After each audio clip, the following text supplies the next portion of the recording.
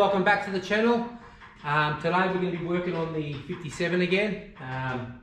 We're going to start putting all the components back on. We've got these engine mounts that use these two bolts here and bolt to the side. We're going to clean these off. These are off the other frame. I'm going to put them on today, put all the steering components back on today, work out the rear shock mount, hopefully get all the components for the frame back on, ready for the motor to go in. So stick around, guys. So here's a close-up of them engine mounts. We're gonna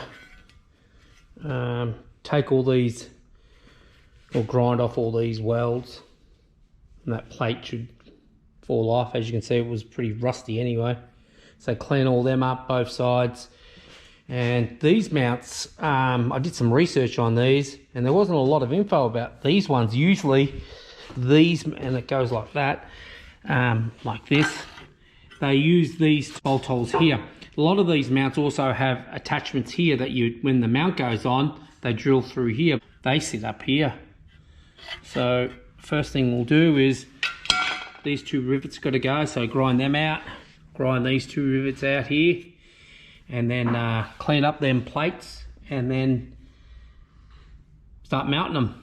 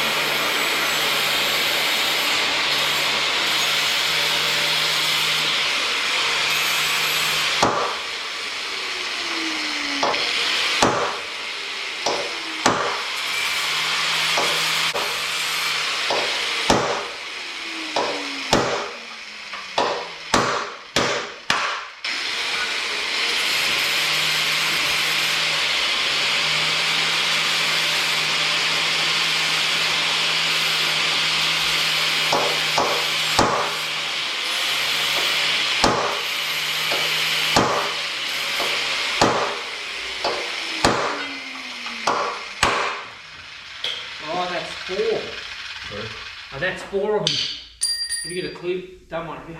What size that one? That is this one over here. Okay, so Steve cleaned all this up. Come up well, Steve. Looks like it's never been fitted. That's good.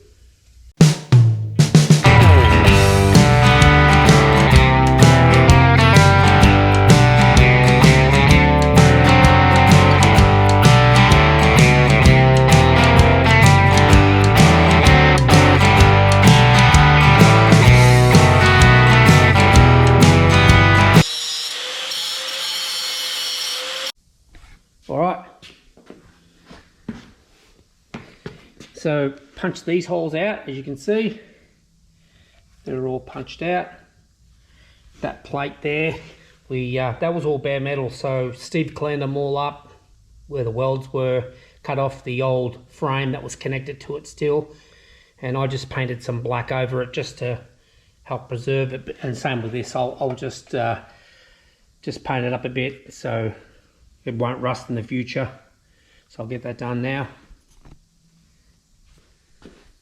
Sometimes, guys, these rivets that are in here, you've got to put 3/8 bolts through there. And what happens is they just need to be reamed out to 3/8 size.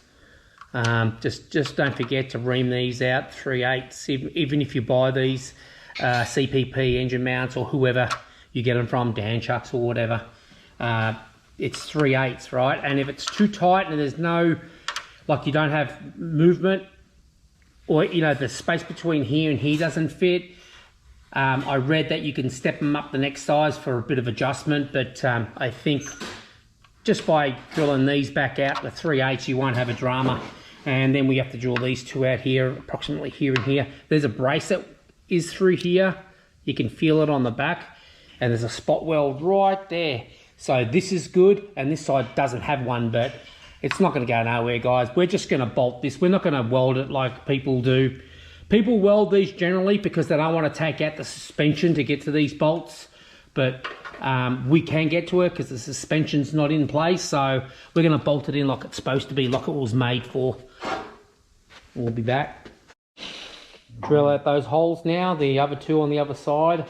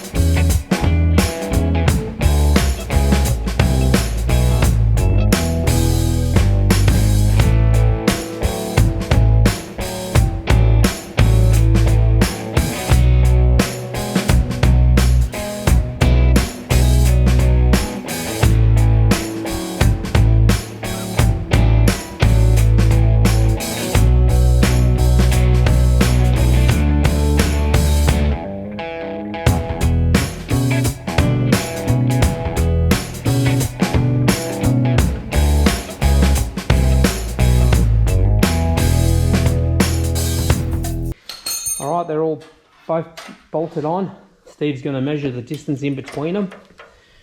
16.5. 16.5 between the face of this to the face of that. I think that's what they mean by the 6.5. It has to be. It's 16.5 dead on.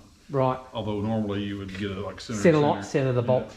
Because, you know, I think ideally you'd, you know, make a strap or something to go across through here. If I was welding them in there, I'd damn sure do that to make sure they were where you wanted them to be. But that's the dimension that you're seeing everywhere online that says they're supposed to be 16.5 in between. But so Steve, we'll confirm that by the end of this video if we sit the motor in there, correct? Yeah. Well, I mean, they worked setting the same way, just welded instead of bolted on the frame. So I would think they'd be all right, but you never know. But like I said, from here, guys, from this face, the center line of this face, the center line of that face was 16.5 inches, and there it is right there. And that's what the instructions said on another engine mount. Yeah, they're about 17 1/8 center to center. Center to center. Of the bow holes. Okay. So like I said, we'll confirm. So you're going to watch the end of the video, so the motor will be sitting in there, that we were correct, and the distance in between is 16.5. Always check that. Make sure it's square. They're not. Next thing we're going to do is assemble that back onto here. So it's a roller again. Obviously, it looks like it needs a ball joint, but anyway. Yeah, we're going to assemble all this hardware back, all the upper and lower control arms, brakes, everything. Try to do it as a unit and see how we go. Yeah, we're going to assemble that. So there's one over here, and I don't know where the other, oh, there it is there. One over there, so we'll get that done. Alright guys, so we've cleaned them up, much cleaner. Got all the grease and muck out of it. We're going to attempt to put these on without pulling them apart. We're going to struggle with it, but hey, it's going to happen. It'll be a lot quicker. So yeah, let's get this done. I reckon they'll go on. We'll see.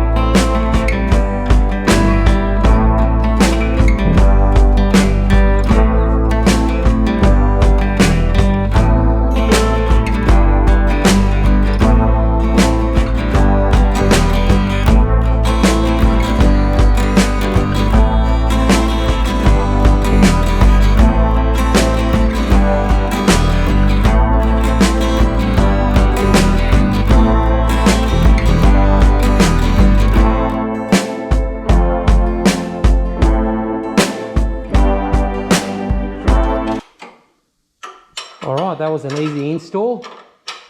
We've got this side on. Steve's just taken out the spring compressor. It's all located properly inside the nylon bushing or whatever that is. Also, there's an alignment hole here, and the edge of the spring should be, there's an alignment hole right there. You should be able to see the face of the spring, and that's ready for a shock. We're not putting them shocks back that were in it, they were the wrong ones. You have to get the right ones, but they're pretty easy and self-explanatory. Now we're just going to do the other side.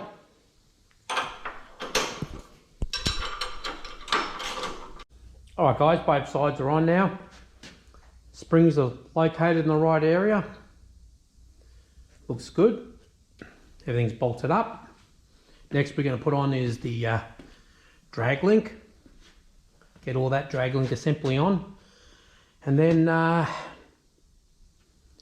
it's got a front sway bar. I don't know if we're going to do that yet, but it's going to be it's going to have to be put on. So, but the very next thing after that is start putting the engine back in. You know, like lower the engine, make sure we're good here. We should be, but we're going to put the engine back in, transmission in, and then start working on this rear cross member, which is, I don't know what that's the suit. Well, that's the original cross member from the other frame. So we're going to make that fit and get all of it together, ready for the body to be lowered back on. But this will be a roller soon. We're gonna lift it. Gonna lift it so we can put on the front sway bar, because we've got to drill from underneath that frame rail. Gonna push this forward.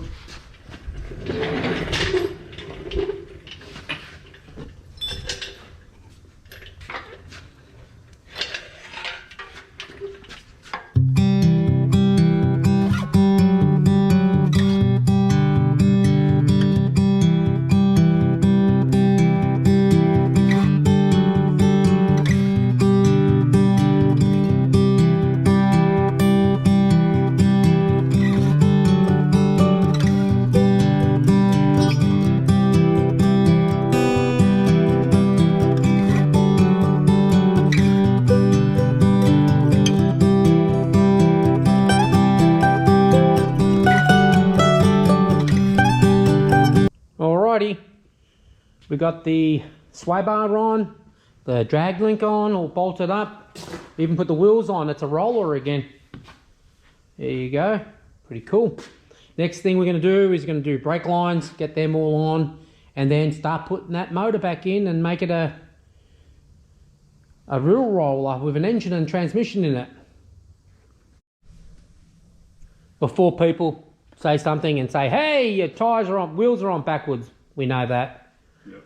So we put them on in the wrong direction, but before we've done, we'll swap them over, right, Steve? Yep. All right, brake lines are all on, ready to go. We have to put them on because the engine sits on top of them.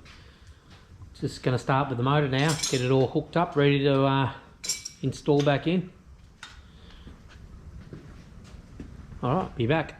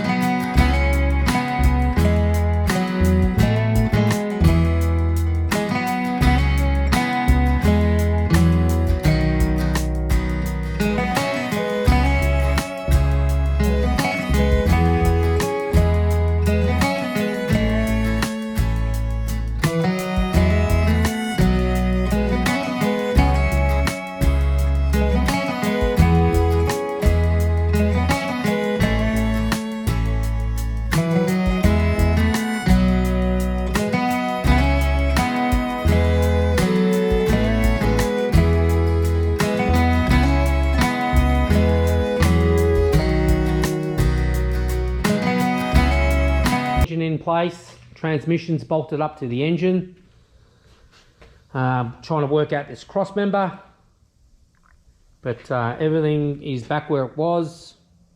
Just going to put the engine mount bolts back on. Now next thing we're going to do is bolt in that cross member. We're going to have to get rid of these mounts that are here. And then what we'll make is we'll make a plate that bolts to the side, that welds to the side of this, that these, see how there's a couple of holes on there that these will attach to. Undo them and slide that cross member out of the way, but they've welded these fully from the underneath, and the top there is pretty welded, stitched on there. So we've got to cut them off, make them plates that are welded there. They're going to have threads through them, so this will bolt to it. And then when we work on it next, we're going to, I've already marked out the back where the rear shock mount goes to. It's going to sit lower, so it's not to overextend the rear shocks. So we're going to do that next, cross member, and then work out on getting the body back on the chassis, and start putting it all back together again properly this time. So that's it for this video, guys. Please like, subscribe. Like I said, be a few days for the next video after this one.